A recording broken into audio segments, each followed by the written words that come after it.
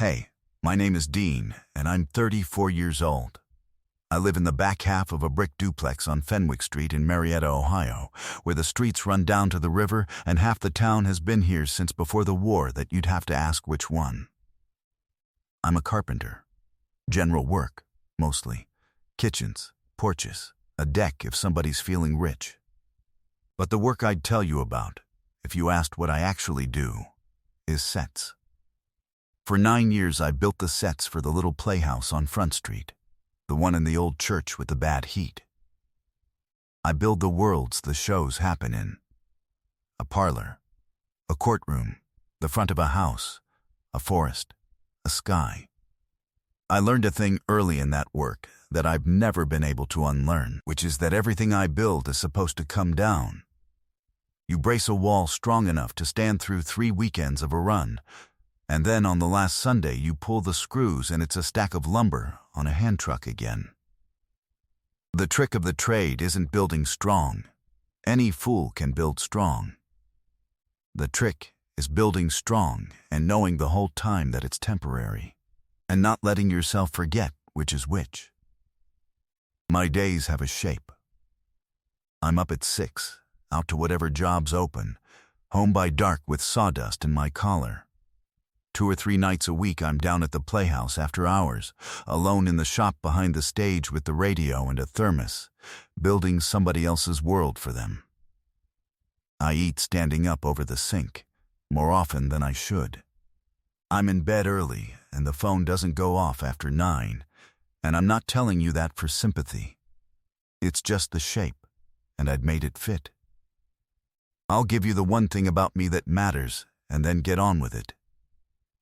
4 years ago, my mother died, slow, over a long autumn, in the back bedroom of the house I grew up in. The night it finally happened, it was 2 a.m, and I called the one person I always called, and she got in her car 4 hours away and drove through the dark, and was sitting on my mother's porch step when the sun came up, with 2 coffees, not saying anything, just there. And somewhere in the gray of that morning, sitting next to her on a cold step with the worst thing in my life behind me, I understood that I was in love with her, and had been for a while, and would be for the rest of it. And I did the thing I do. I braced it. I told myself that what we had was a wall strong enough to stand on its own, and that wanting more from it was a way to bring the whole thing down. I told myself loyalty. I've been calling it loyalty for 4 years. It was never loyalty. It was that being needed by her felt safe, and being chosen by her felt like a thing I could lose, and a coward will take the safe one every single time and find a noble word for it. Her name is June. We met 9 years ago when she just moved to town and answered a call for volunteers to paint sets, and the 2 of us spent a week painting a brick wall that wasn't a wall, just a flat of Luan with bricks penciled on, and by the end of that week we were the kind of friends you don't have to explain yourself to.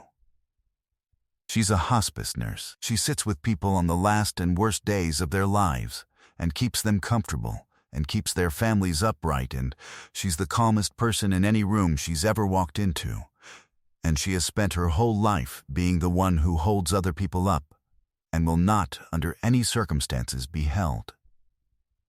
We're the same that way, she and I.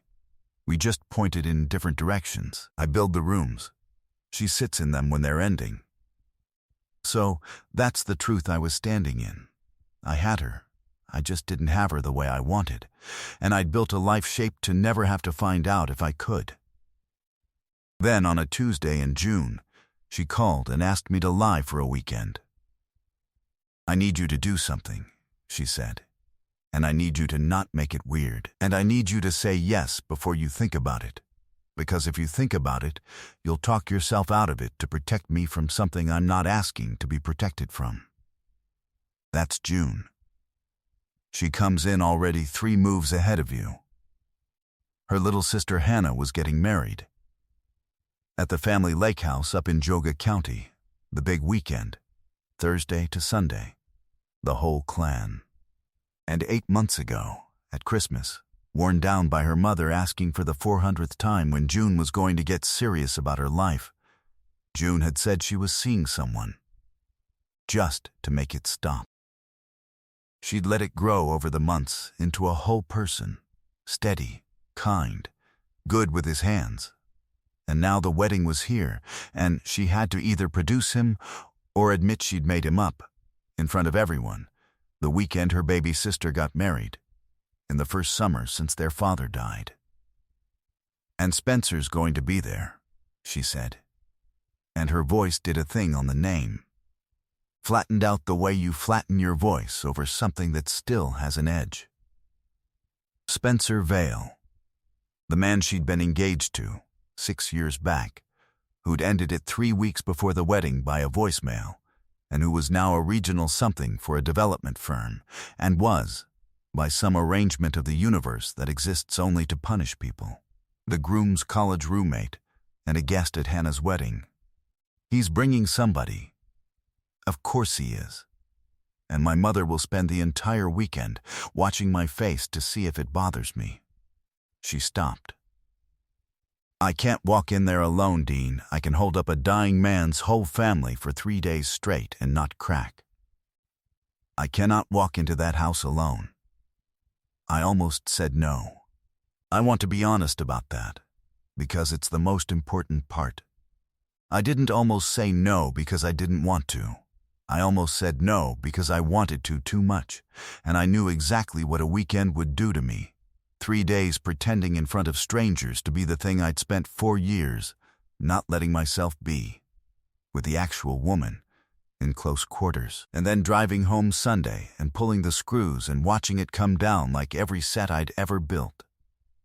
I knew the cost down to the dollar. I had the no most of the way out of my mouth. And then she was quiet on the line. June is never quiet. She fills silence the way other people breathe.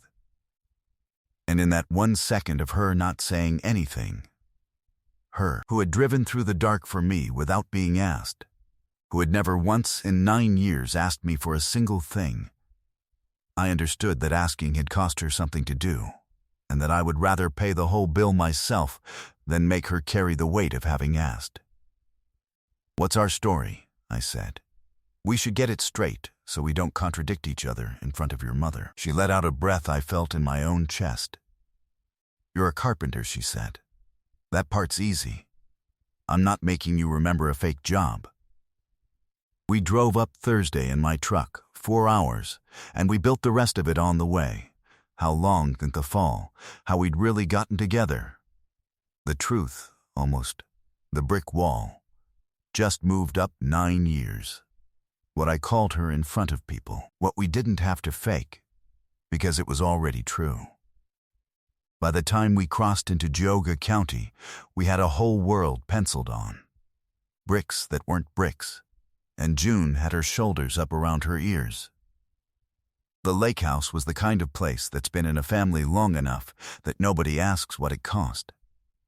Big screened porch over the water, a dock, too many cars in the gravel, somebody's kids already screaming down at the shore.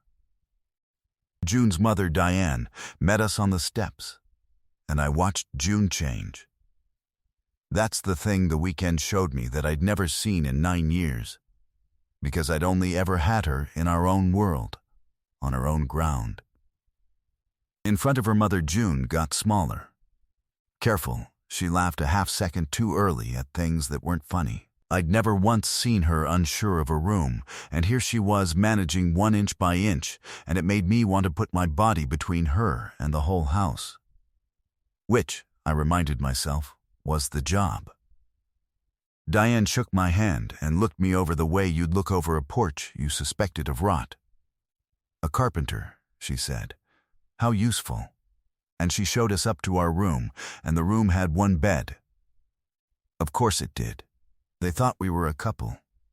Couples get 1 room and 1 bed. That's the arithmetic of a full lake house. June stood in the doorway looking at it like it was a thing that might go off. "I'll take the floor," I said. Fast, low, already pulling the extra quilt off the foot of it. Or there's the couch on the sleeping porch. I saw it coming up. It's no trouble. I sleep on job sites all the time. Dean. She'd shut the door behind us. The noise of the house dropped away. She had her arms crossed, and she wasn't looking at the bed anymore. She was looking at me, and her voice came down to almost nothing, the kind of quiet you use for a thing you've decided to say before you can stop yourself. "One bed is enough for us two," she whispered. "We're grown. We've fallen asleep on the same couch 100 times. I'm not going to make you sleep on a floor in a strange house to protect a line that we both know is just a line." She held my eyes one beat longer than friends do. "Unless you want the floor. Tell me if you want the floor." I did not want the floor. "One bed's fine," I said, and my voice came out rougher than I meant it to, and she heard it. And something went across her face that I couldn't read and didn't let myself try to. I'd spent 9 years building things that looked, from the front, like more than they were. I did not have the first idea what to do with a thing that was about to turn out to be more than it looked. That first night I lay on my back on my exact half of the bed, like a man who'd been told the other half was electrified. And June lay on hers, and the lake came in through the screen, and after a long time in the dark she said, "Thank you for coming. I know what it costs you to be away from your jobs." And she had no idea, none, what it actually cost me. And I said, "It's nothing," which was the biggest lie I told all weekend, and that's saying something for a weekend built on lies. The next 2 days I played the part, and the part kept slipping into the truth, and the truth kept being easier than the part. We were good at it, is the thing. We didn't have to act most of it. When you've been somebody's first call for 9 years, you don't have to manufacture the small stuff. The hand on the back going through a doorway, the knowing what they want from a question across a room, the private joke that runs under a whole dinner conversation. Diane watched us all through Friday's lunch trying to find the seam. And there wasn't one. Because there'd never been one. Because the only thing we were faking was a word. And the word turned out to be the smallest part of it. Friday's dinner was the real interrogation, the one June had warned me about in the truck. Diane wanted the origin story laid out on the table where she could inspect it for flaws, and we gave her the true one, with the dates filed down. The brick wall, the week of painting, just moved up from 9 years to 9 months. It held, because we weren't lying about any of it except when. But halfway through the telling, June said I'd been the one to ask her to come back and paint the second coat, and I said no. She'd asked me. She'd cornered me by the paint sink with a roller in her hand and asked, and June set her fork down. "That was not how it happened," she said. "It was exactly how it happened," I said. And we were off. We argued about it in front of the entire table, both of us dead certain, neither of us giving an inch, about who had asked whom to help finish a wall that wasn't even a wall 9 years ago. June's Aunt Carol laughed and said, "All right. You two, you clearly live together, because nothing on earth sells a couple like a genuine fight over a thing that doesn't matter at all, except it wasn't for the table." We honestly couldn't agree. I'd carried my version for 9 years, and she'd carried hers, and they did not match. And somewhere in the middle of it I understood we were really arguing about which of us had reached for the other one first. The one thing in 9 years we had never once said straight out, and I watched June arrive at the same understanding in the same second, and we both went quiet at once. Carol thought we'd just gone shy on her, and topped up our wine, pleased with herself. That night I noticed the door to our room wouldn't latch. The strike plate had been painted over so many decades the bolt couldn't catch. so the door drifted open an inch on its own in any draft, which meant the one room in that whole house that was supposed to be ours didn't actually close. June had clocked it too. I'd seen her wedge a shoe against it. So after she went down to say goodnight to Hannah, I got the multi-tool out of the truck and chiseled the old paint out of the strike and reset the plate by the light of my phone. And when she came back up, the door swung shut behind her and caught with a solid little sound. She stopped. She looked at the door, and then she looked at me, and she didn't say anything. She didn't have to. A door that closes is a small thing, unless you've spent your whole life in houses where nothing of yours ever fully shut. We both slept better that night, for whatever a foot of mattress and a working latch are worth. Her family underestimated me the way her mother had on the steps, gently and constantly. A carpenter, they kept saying, the way you'd say a sweet, simple thing about a child. June, who couldn't say it, watched it happen to me at every meal with her jaw tight. And then on Saturday morning, the wedding arch fell apart. The rental had set it up wrong on soft ground by the dock, and the whole thing racked and went over an hour before the rehearsal, and the rental company was 2 hours out, and Hannah started crying, and Diane started doing the thing where her voice gets very calm and very terrible, and I went and got my belt out of the truck. I had that arch standing true and braced into the ground in 40 minutes, square and plumb and strong enough to stand through a hurricane, and then I went around the back of it and braced it again, where nobody at the wedding would see. Because that's the difference between a thing that looks like it holds and a thing that holds. And when I came back around the front, Diane was looking at me differently, and Hannah hugged me and got mascara on my shirt, and June was standing off to the side at the edge of the dock watching me with an expression I'd never seen her aim at me in 9 years. And I had to look away from it before it did something to me I couldn't take back in front of 40 people. You showed off, she said later, low, passing me a beer on the porch, her family loud behind us. I fixed an arch. You braced the back where nobody can see it. She'd watched me do it. Nobody braces the back when the show's only got to last one afternoon, Dean. You overbuilt it. You build everything to come down, and you went and overbuilt a thing that's getting torn down tomorrow. She said it light, like a joke, but she was looking at the lake when she said it, and her voice had that quiet in it again. Why'd you do that? I didn't have a true answer that I was willing to say out loud, so I said, habit. And she let me have it, but I don't think she believed it, and I don't think I did either. It was Saturday afternoon, in the lull between the arch and the rehearsal, that I saw the real June for the first time in 9 years. Nana Ruth pushed up out of her green chair too fast to come in out of the sun, and the color drained out of her face all at once, and her hand went out for the back of a chair that wasn't there. The porch came apart.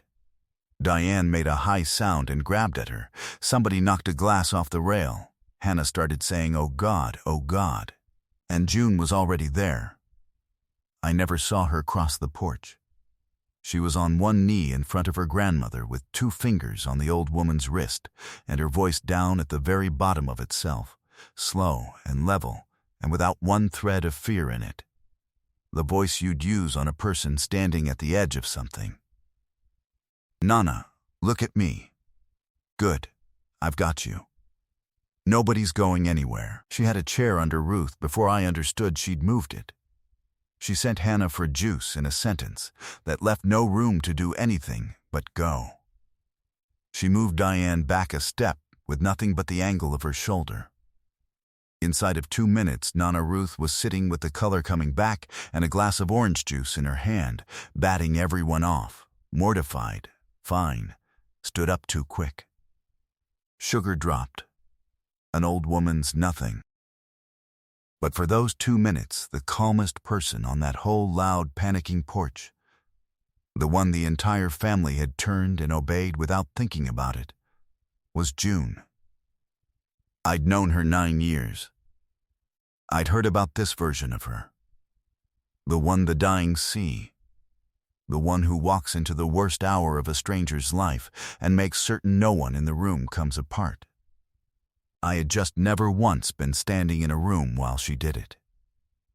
My heart went sideways, and I thought, this is who she is when she forgets to make herself small. And the same woman had lain rigid on her half of a bed the night before, afraid to want one single thing for herself, and I wanted to take her mother by the collar and ask what they had done to her. Recovered and entirely unbothered by her own scare, Nana Ruth was back in the green chair by evening, a blanket over her knees in the warm dark, watching everything and saying almost nothing. She'd buried 2 husbands and outlived most of her own friends, and she had eyes that didn't miss much. Saturday evening, she crooked a finger at me when June was off helping with the rehearsal dinner, and I went and sat by her, because you don't ignore a woman like that. "How long?" she said. "How long what, ma'am?" "Don't." She had a way of saying one word that closed a door. I've buried 2 men I loved and watched a lot of people pretend at a lot of dinners. I know the difference between a man playing a part and a man who forgot some time ago that he was playing one. She patted my hand once, dry and light as paper. "You forgot a while back, son. It's all over you." The question I'm asking is whether she knows, or whether you two are both standing on opposite sides of that wall you painted 9 years ago, waiting for the other one to come around the front. She'd known the wall story. June must have told her, years back. Diane thinks she can't read you. Diane couldn't read a stop sign. But I'm not Diane, and I'll tell you the true thing nobody at this table is going to. That girl has spent her whole life being the one who holds everyone up. She is so tired, son. Somebody ought to hold her for once before she forgets it's allowed. Then she pulled her blanket up and looked back out at the water and was done with me. That night was the dock. The rehearsal dinner had ended, and the house had gone quiet, and June and I couldn't sleep. Both of us lying rigid on our halves of the one bed, and finally she said, "Come on," and we went down to the dock in the dark and sat on the end of it with our feet over the black water.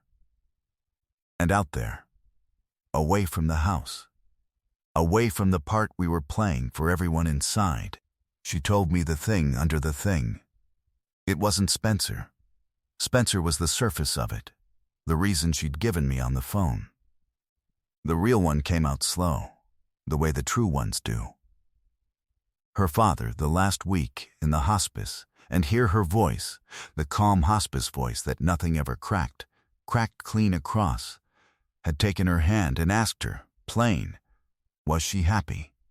Was she taken care of? And she'd been so busy keeping him comfortable, keeping her mother upright, being the strong one, the one who could handle the dying because it was her job, that she'd lied to him. She'd said, "Yes, Dad. I'm happy. I'm fine. Don't you worry about me." And he died believing it, which is what she wanted. And she'd been carrying the lie of it ever since. Because the truth was that she sat with strangers on the worst day of their lives and made sure not one of them was alone for it. And then she went home to an empty apartment, and there was no one in the entire world whose job it was to make sure she wasn't alone for hers. "I lied to a dying man so he wouldn't be afraid for me," she said to the water. "And then I made up a whole boyfriend to lie to my mother. And then I called the one person who's actually been there the whole time and asked him to lie too. That's what I am, Dean. I'm a person who keeps everybody comfortable and tells everybody it's fine." She wiped her face fast with the back of her hand, angry at it. I don't even know how to want something for myself out loud. I've forgotten the words. I didn't tell her it would be all right. I'd sat with her enough to know that's the thing you say when you want the other person's pain to stop bothering you. I just reached over in the dark and put my hand over hers where it gripped the edge of the dock, and I didn't grip it. I just laid mine over it, and she turned hers over underneath so our palms were together, and we sat like that with our feet over the black water for a long time, not saying anything, while the part we were playing for the house got very far away. And something that wasn't a part at all got very close. I knew it then, sitting there, the whole shape of it. I knew I'd say nothing and drive home Sunday and pull the screws. I knew I was a coward who'd found a noble word for it for 4 years. And I knew I was going to do it anyway, because the wall I'd painted 9 years ago was the safest place I'd ever stood, and I was too scared to walk around the front of it. The wedding was Sunday afternoon under the arch I'd overbuilt, and it was fine, it was beautiful. Hannah cried and the groom cried, and June stood next to me in a blue dress and held my arm, and we played the part for the last day of the run. And at the reception, on the lawn, with the band going and everyone half a glass past careful, Spencer Vale finally came over. He'd been circling all weekend, polished expensive watch, a fiancée named something on his arm who he kept narrating to. He came over warm, too warm, and shook my hand too long and said, "Wasn't it wonderful? Weren't we all so happy for Hannah?" And then he turned the warmth on June like a hose. "And look at you," he said, doing a slow up and down of 9 years he had no right to. Settled down with a... He glanced at me, at my one good shirt, a contractor. "That's great, June, that's really great. I always wondered what you'd end up doing once you stopped, you know." He smiled. Reaching, the lawn didn't go quiet, but the part of it near us did. Diane was 3 feet away. Nana Ruth was in her chair at the edge of it, with her eyes on him. I didn't raise my voice. I've never been a man who raises his voice. I just set down my drink and turned so I was square to him, all the way you stand when you mean it, and I said, flat, "You left her on a voicemail 3 weeks before her wedding." Not a question, not a story, just the fact, set down on the grass between us where everyone could see it. You don't get to use the word reaching. Spencer's face did the thing a painted flat does when you push on it and find out there's nothing behind it but bracing and a man holding it up from the back. And then June stepped up beside me. Not behind. Beside. I felt her come up on my arm, and I stopped being the only thing standing between her and him, because she'd decided, right there on the lawn, in front of her whole family, not to be a thing that needed standing in front of. "You didn't leave me reaching, Spencer," she said. Her voice wasn't the small, careful one she'd used all weekend with her mother. It wasn't the cracked one from the dock. It was the one I knew, the calm one she uses in the worst rooms in the world, the one that nothing moves. "You left me free." It took me a while to see it that way, but I see it now, standing here. She didn't look at me when she said the next part, which is how I knew it wasn't for the part anymore. I spent years thinking I'd settled, because you trained me to think the version of love where a man performs for a room was the only kind worth wanting, and then I watched this man brace the back of an arch where nobody would ever see it, for a wedding that gets torn down tomorrow, because he can't stand to build a thing that only looks like it holds. Now she did look at me, and her eyes were bright, and she was past caring who saw it. "You reached for the wrong thing your whole life, Spencer. And you got it. I'd rather have 1 weekend with somebody who shows up than a lifetime with somebody who performs. That's not settling. That's the first smart thing I've done." And the lawn really did go quiet then. And Spencer said something with no air behind it, and took his fiancée and his watch, and went to find a different part of the party, defeated by the simple public exposure of exactly what he was, which is all it ever takes with men like that. And Diane was looking at her daughter like she'd never seen her before. And Nana Ruth, from her green chair, was looking at me. And she gave me one slow nod, which was the closest thing to a benediction I've ever gotten. But here's the thing that landed on me. standing on that lawn with my heart going like a nail gun. I couldn't tell anymore which of it was the part. I'd rather have one weekend with somebody who shows up. She'd said it to Barry Spencer. But she'd looked at me when she said it, and it had come out true, and I'd heard it land as true, and I didn't think she'd planned it. And I think it scared her as much as it scared me, because the second the words were out, she let go of my arm like the arm was hot. That night was the last night, and I almost let the whole run end the way every run ends. We were back in the room with the one bed, packing in the dark, leaving in the morning. The part over. Sunday come, screws ready to pull. June was folding the blue dress with her back to me, and she said, "Light, too light. Well, you were a hit." My mother apologized to me. To me, Dean, for a man. She laughed, and it didn't work. You can put it on your Ursum.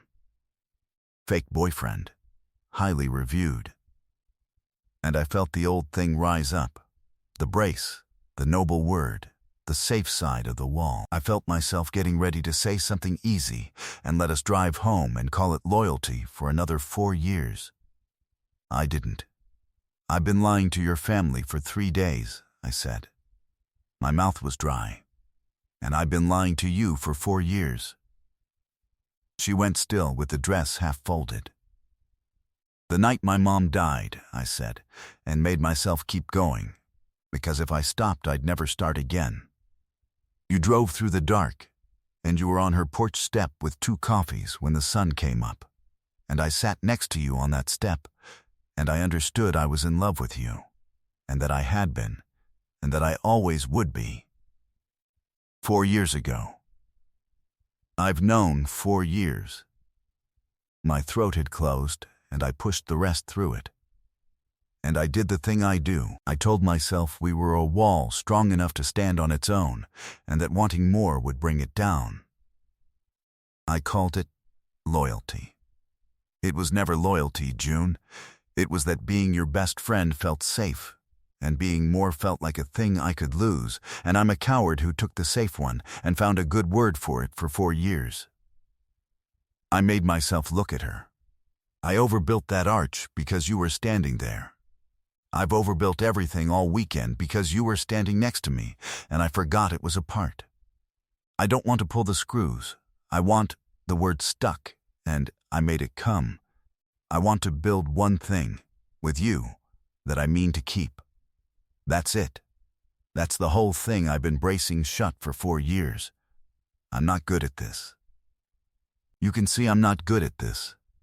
She set the dress down on the bed, very carefully, like it mattered, which it didn't, which is how I knew she just needed something to do with her hands. "You," she said, and her voice was the cracked one again, the dock one, "are the most maddening man I have ever met. I painted half a wall with you 9 years ago, and I have been standing on this side of it ever since." She took a step. "I knew the morning on your mother's porch too, Dean. I had 2 coffees because I'd already decided to drive before I knew why. And I waited. 4 years I waited for you to walk around the front of the wall, and you never did. You just kept bracing it. And tonight on that lawn, I finally said the true thing in front of 40 people. Because I couldn't stand to wait one more. I didn't let her finish, and she didn't want me to. The kiss wasn't careful, and it wasn't a part, and it tasted like the lake air and the cheap reception wine, and 9 years of standing on the wrong side of a painted wall. We'd taken so long getting there, it felt less like a beginning than like the moment a thing you've been holding finally gets set down.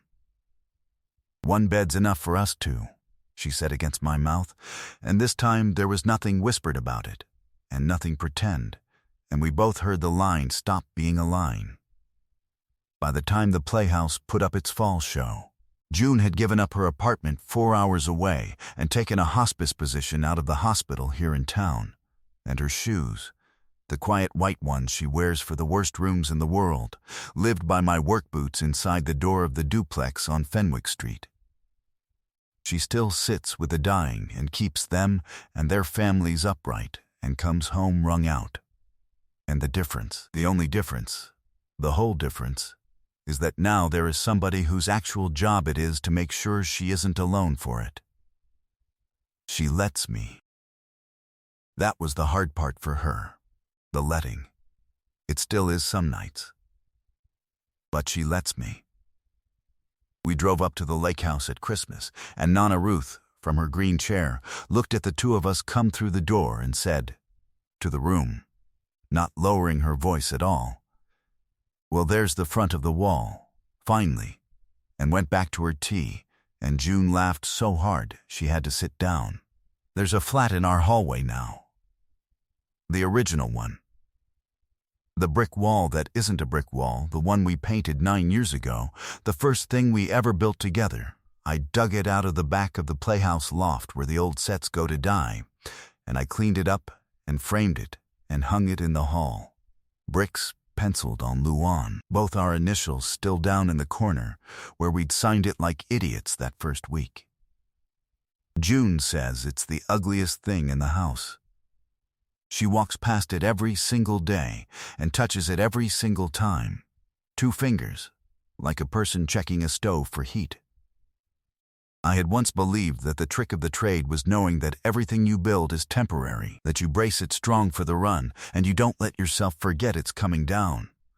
Because the only real mistake is building a thing to last when it was only ever meant for the show. I built 9 years of my life on that. I bricked over the one thing I wanted and called the bricking loyalty. But a woman whispered a true thing to me across a room with one bed in it and asked me, in her way, to stop pretending the wall between us was load-bearing when it was only ever paint. And what I learned, walking around to the front of it at last, is that the thing you build meaning to keep is the one thing you never have to brace at all. It holds, because both of you are holding it. That's the whole trick. It just took me 9 years and 1 borrowed weekend to learn there was a trade I'd never tried. The one where you build a thing, and you don't pull the screws, and you don't take it down on Sunday, and you stay.